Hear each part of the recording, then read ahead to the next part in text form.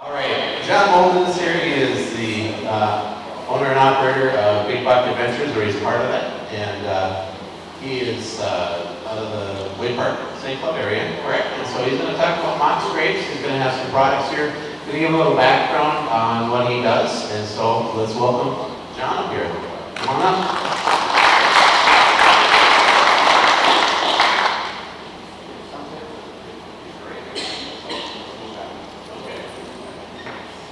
Well, thank you. Thank you for having me. I'll give you a little bit of a background about myself. This is my favorite subject, of course. Anything you can talk about deer, I'll sit down for hours with you and talk about deer. I started Big Buck Adventures about 15 years ago. I've been playing with deer since for about 16 years. I started gland sense 5 years ago. I'm going to give you a little history before I get into the glands. When I first started kind of playing around with buck urine, I was with partners with another guy, and we had some deer in our pens, and we started collecting deer urine. And we've all been through that process of collecting deer urine. And when you collect deer urine, we all, when we go out and buy it, we buy what, 1-2 ounces at a time. And we all probably have not had the best success with the urine. When you go out and buy it, what do you get? 1, 2 ounces, 4 ounces. You pour it out, you hope you get one to walk by. Well, when I get this started here, the guy I was working with, we were doing this collection, and we were having so many upset customers. So there was another group of guys who were bugging me, and they gave me a call, and I thought, okay, I'll give it a try. These two young guys out of Wisconsin gave me a call, and they said, we have glands. I said, what? We have glands. I said, okay. I said, well, why don't you send some over to me and I'll give them a try. So they sent the glands on over, and I was trying to figure out a process how I can mix these glands and some urine together. Well, I put out my product in one section of the farm, and then I mixed some glands together with my urine, and I couldn't believe it. I was just blown away. I had such a good response from the glands than from the urine.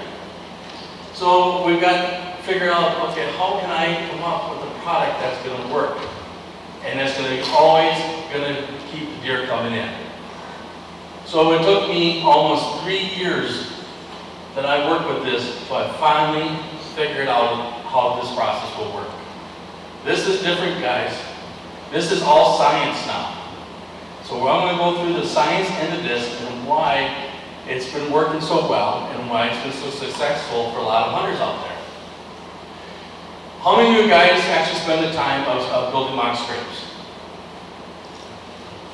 You have much success with them? No? Okay. Like I said, when you build that Mox Grape, what you want to really look for when you build that Mox Grape, few key ingredients. If you're an archer in archery, set it up where you can make the shot. It's not going to do any good if it's 40, 50 yards over here. Set it up close enough where you make that shot. The key thing, one of the key things of how to set that Mox Grape is you want that overhanging branch. You understand what I'm talking about, everybody? You want that branch hanging over that scrape. Are you familiar with the prehorgonal up by the forehead gland? What's the first thing that buck's going to do when he's coming down that scrape? He's going to put his head up in that prehorgonal, up that licking branch. That's what I have in here. We're only about 1 in 3 in the nation who's collecting prehorgonal. And that's been the hottest subject that's been written a lot about is buck prehorgonal scent. Bucks communicate through the prehorgonal. Does communicate through the interdigital, between their hoofs. So all these products that we're going to go through here tonight, they have all the glands, meaning interdigital gland, in between the hoofs, the tarsal gland, back behind the legs, anal sex gland, up by the buttocks of the deer. Everybody understand where the anal sex gland is because remember years ago we used to take the deer to the bone saw. And now everybody debones it. But when you used to take it to the bone saw, you hit that gland, and you get that stinky smell. That's the gland that's up by the hams of the deer. That's called the anal sex gland. And then there's another gland that we're going to talk about when we get into these products. It's called the pubescent gland. So once I get on my spot, I get it all, figure out what I'm going to do. When you set your mock scrape up, I make sure I got my licking branch, hang it over the scrape. The next thing I'll do, I'll clear out that vegetation. I'll take a weed whacker or whatever to get that vegetation down. Get it down to the bare ground. Get the earth shovel. The next step, work that soil. Take the shovel, dig it over, dig it around. Another good handy tool that I use is those garden weasels. Everybody's had those garden weasels before. I'll take my garden weasel and I'll work that scrape. I mean, I will really work it. The more you work it, the better off you are. Now, when you're starting your scrape, now what we're talking about is a community scrape. That's the first scrape that we're going to start. Now is about the time you want to start thinking about getting your scrapes going. The reason why now is the time to start thinking about getting your scrapes going is once those bucks lose their velvet, they're in pre-rut mode. Their testosterone levels change, their hormones start to change, the pecking order starts to begin. Once that pecking order starts to begin, everything changes. Everything changes. So that's what we were going to really concentrate is how to keep these deer coming in. So when I get that mock scrape going, I'll dig that earth up, get it worked over.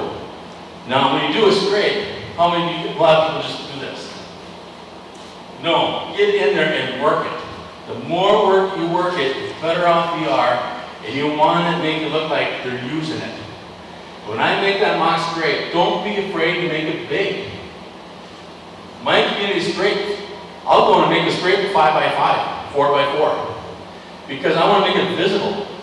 You want to make sure it's visible so the deer will see it, because you want to make visual, but then you get the smell going. When you get that scrape going, what's the biggest thing that people don't realize is how to really make a quality scrape. Water is your key ingredient. Why is water such a key ingredient? Because if you just pump a couple pumps on the ground, what happens to it? It evaporates. Now after we get these rains, what do you smell? The earth, the fresh earth. So what I'll do is I'll make sure I'll grab a jug of water or ice cream pail of water, and I'll do that the first 6 or 8 times when I start to scrape it, get it going. Don't be afraid to put that water in there. The more water you put in, the better off you are. The better results you're going to get because you get that smell in there. So then I'll go ahead and get that scrape worked, get it ready to go. I have my overhanging branch. Spray my buckwheat horrible up my overhanging branch. There's 2 products here that I use on the ground. One's my ultimate scrape mix. Why I call the ultimate? I got buck earring, doe earring, buck interdigital, doe interdigital, buck tarsal, doe tarsal. I got everything in one bottle. Where can you buy every scent in one bottle? Nowhere. I got every smell in this one bottle. Here's the next one. This is a good early season or post-season scent. It's called our Doe Whisper. I got doe interdigital, doe tarsal, I got some doe preorbital, and I got some other scents in here just to keep your curiosity going. And this is a really good scent to get things started, get it rocking and rolling. I'll use these 2 to get the scrapes going. This one is a good all season, all year round product. This can go from now all the way to the end of the season, and you're going to have luck with it all year round. This is a really good one. Now, as I get into, I got my community scrape going, and we're starting to get into that first part of October time frame. Now we're starting to think about the pre-rut. A lot of people, when they come and talk to me or call me or whatever, they talk to me in the garage and talk, they'll ask me, when do you think is the best time to kill a buck? I prefer the pre-rut. I love hunting the pre-rut over the rut. Because when you hunt the pre-rut, those bucks are starting to get pretty stupid. They're already got sex on their mind, they're looking for ladies, and out of that, they're in the fighting mode. You gotta remember, some bucks are lovers, some bucks are fighters. So when I get ready to go, I got my community scrape going, I got to go with these products. Now I want to start my buck scrape. So I'm going to set my buck scrape off the location. Now when you put a buck scrape in, you guys think you should go large or small? Large. Nope, you want to go small on your buck scrapes. The reason why you want to go smaller is to make it large already, and if you don't have a dominant buck in the area, you're going to scare off all the other bucks. Because you want him to think that they're going to come and kick his butt. So I'll start my buck scrapes about 2x2, 2x3. Then I'll go ahead and get just a dominant buck urine going. This works really good in the first part of October, and it's an introduction. There's another buck in the territory. There's buck interdigital, and buck tarsal, and it's a buck urine in there. It's mostly interdigital gland and a little bit of tarsal.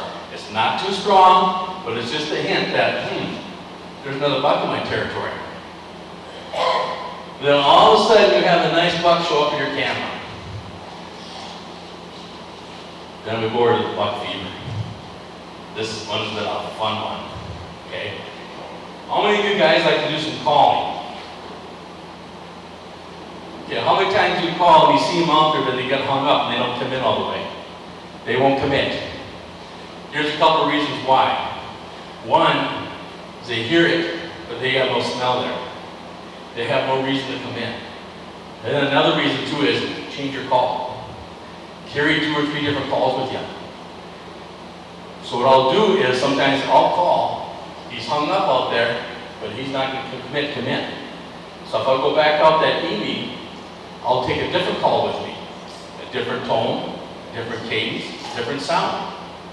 Now we got curiosity up. But in the meantime, I got these products out. Then I switch over to the buck fever, is my buck scrape. This stuff, we've had, I think there's what, three in the shop around 170s with this one. And the reason why this has been so hot, remember I told you about the gland called the pubescent gland? The pubescent gland is up by the buck's urethra. That's the gland he mixes with the urine when he gets that stinky smell. That's the gland he mixes with the urine to get that really stinky smell on him. We added that gland into this, it's a dominant response. I've had 6 pointers come in, they run away. Because it's such a dominant response to smell. Here's a fun thing. Now, if you're going to go ahead and you know we got a big buck in your territory, you got your first scrape going.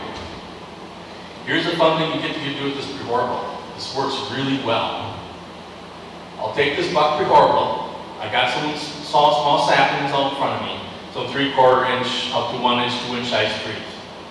I'll take the prehorbital, I'll spray the trunk. I'll take my saw, I'll rough up the tree as there's a rub. I'll go back and hit the prehorbital on that. Now you have more visual. You have more visual. So if that buck is coming in, and he comes in there during the night and the next day and you're not there, but he smells this.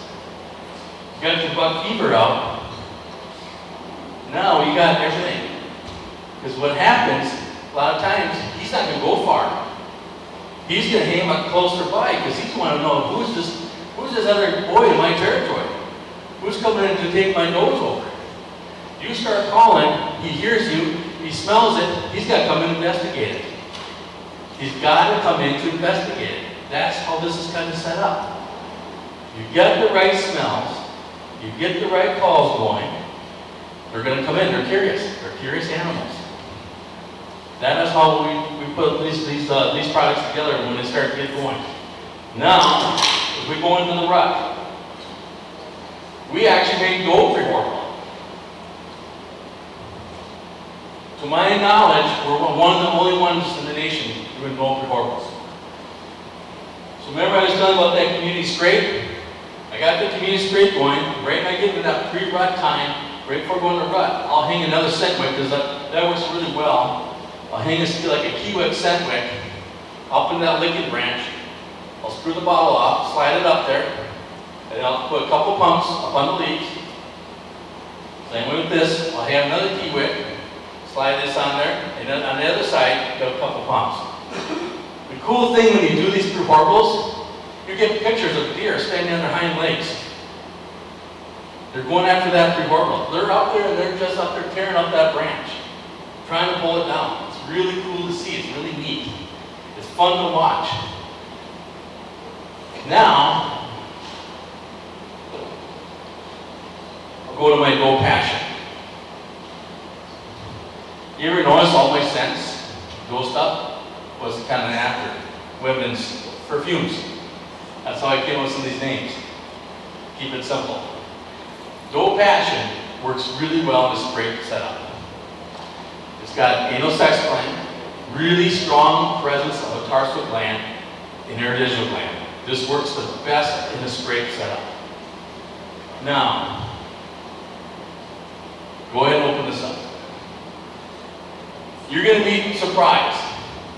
Pass it around.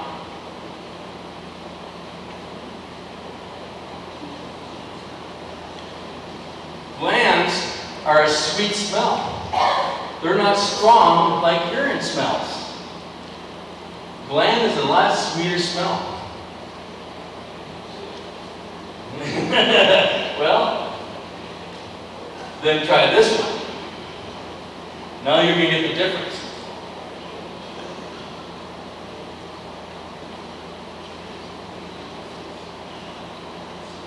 Now I have my Go Passion in this one, mixed with my Doe and Heat urine. That is a strong smell. That's a calling lure.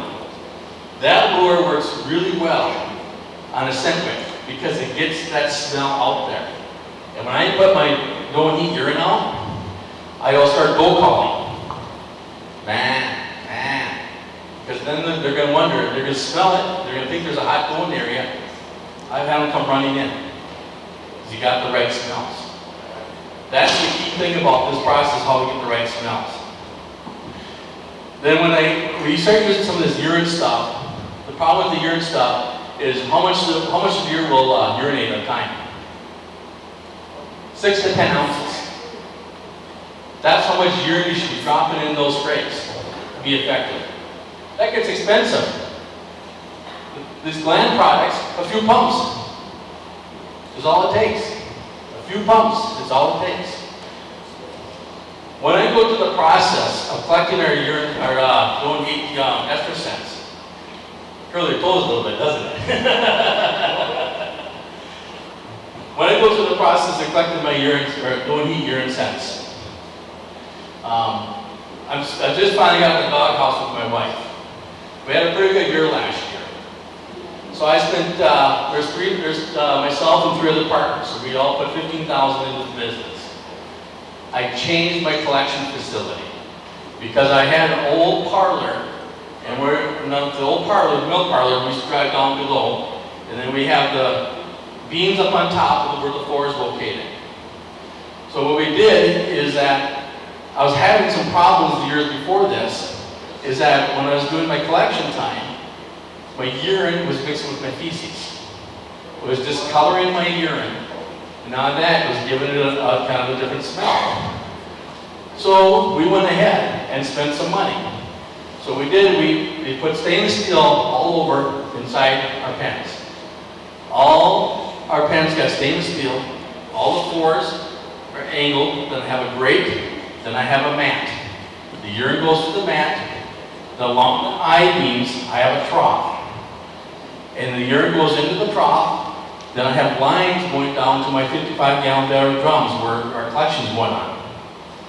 Soon as we pass through the floor, I chill the urine down exactly to 34 degrees. That is how you get a good quality urine. We don't add no preservatives to it. You gotta chill it down or freeze it as quick as you can. The faster you chill it down, the better off it comes out to be. And it's a nice, true, nice, yellow urine. That's what you want to have. So now we learn that process, and we really see the difference. So now this past year, last year, I started running a line of urine sets. And we've had very good luck with them. Because we got good, clean urine, and it's coming out, and it's perfect. And we don't collect all year round. We started collecting, we had that little cool down in July, and we only collect if it's over 80 degrees. Because what happens is once the temperature gets over 80 degrees, bacteria sits in so fast. So we only will collect, like now, we'll collect at night or early in the mornings. Because when it's cool out, then we can chill that urine down, and the urine is a lot better, it's a lot fresher, we have a lot better response with that urine. So what we do is when we start doing our estrus collecting, all the does have tags in their ears, yellow, green, blue, whatever, they're all numbered. So what we'll do is we'll bring in, let's say yellow number 10 comes in. I'll write it down, 10 o'clock, Saturday morning, yellow number 10 comes in. What we do is we lift up her tail, we shave off around her ass end, we'll put a cedar in there to keep her tail up. Then I give her a shot of little ice. In 28 to 30 days, she comes in estrus. Then when she comes in the estrus, we bring her back into the pens. Then I give her another shot of a bladder relaxer. Then she dumps her whole bladder. Here's one more step, what we do, why you smell what you smell. Okay? You got the don't heat urine because you give her that bladder relaxer, she dumps her whole bladder, so you got the don't heat urine. Here's the next step.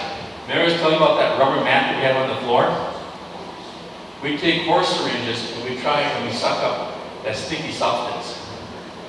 What's that buck doing, guys, when they have a hot go? He's trying to get his nose up in there. What is he trying to smell? He's trying to smell those pheromones, those hormones. He's trying to smell, is she ready? Is she ready to go? That is that don't heat urine. That's what's in there. It's that true estrus smell. It's a true estrus smell. Here's a fun fact. When you go out by just regular don't heat urine, for them to call it don't heat urine, they only have to have 1% in a 55-gallon drum. Are you the lucky one? That's a fact. That's a fact in the industry. We have a lot more parts per million in our bottles. That's the difference with some of the stuff. And that's one reason why I have no desire to look into box stores or anything like that. I like to stay small, give a good quality product, and then get so that you all get the responses like we've been having. And I know that some of these guys really have done really well. Here's my cover scent. I know everybody's not about cover scents, but I'll tell a little story of that. Go ahead.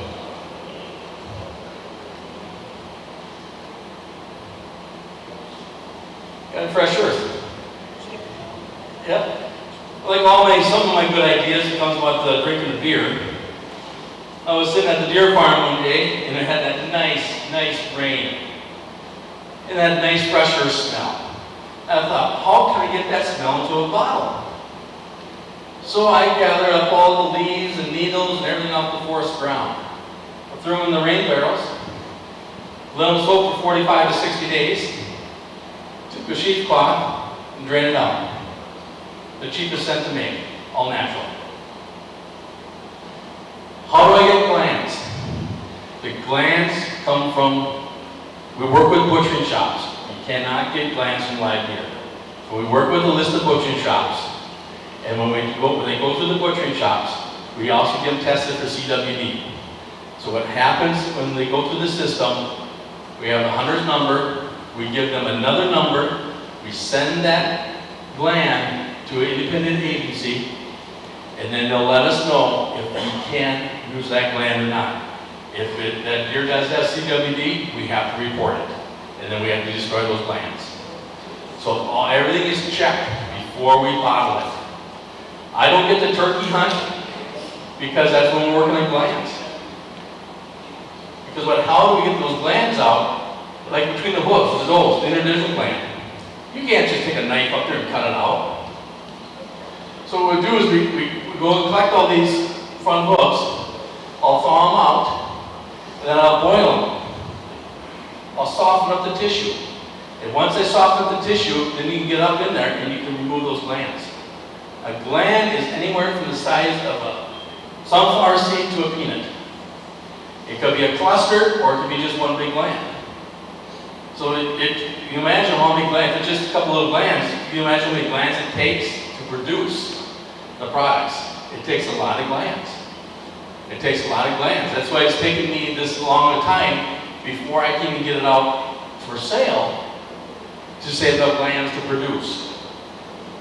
And now we produce about 600 to 1,000 pounds of gland a year.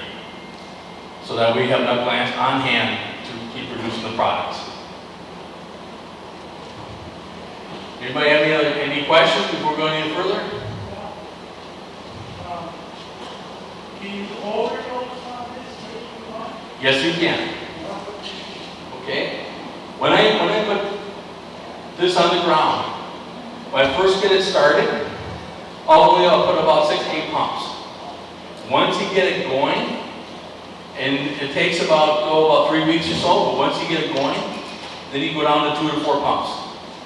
Because what happens, what do those deer do? They come and they squat and piss in that scrape. Once they come and squat and piss in that scrape, they walk through the scrape, it's on their hooves, they're trailing. And all the other deer coming in. It's amazing, once you start using it, you're going to see double, triple the amount of deer that you've seen. And I'm not kidding you, you're going to see that much more. A lot of guys have told me that they can't stay in the woods because they got to go check their trail cameras. They want to see the new buck that's in there. Who's the new guy in there? Guys can't stay out the woods. It's amazing. It's just fun. That's the whole idea of this. It brings the fun back into hunting, and that's the whole idea. The reason why I got into this is you have to get the fun back into hunting. That's why I'm involved in doing this. Any other questions? Any tree, as long as you have a good overhanging branch. You want it about, you can make it, even if you wanted to, that tree is so high, take that tree, bend it over, train it over, bend it over. I even done is I've taken a post or steel post, knocked a steel post to the ground and tied it up. So that tree's bent over. There's my overhanging branch. Because it works really good in the food plot. I'll take and cut a tree out about 2 inches in diameter, cut it down, take a postal digger, bury the tree. Now I have an overhanging branch. I'll put my mock scrape out there. What do you have? You have, how many yards it is? You can set it up so the deer turns broadside to you. And none of that. Their attention on that mock scrape, not on you. And that's how this stuff comes together and works.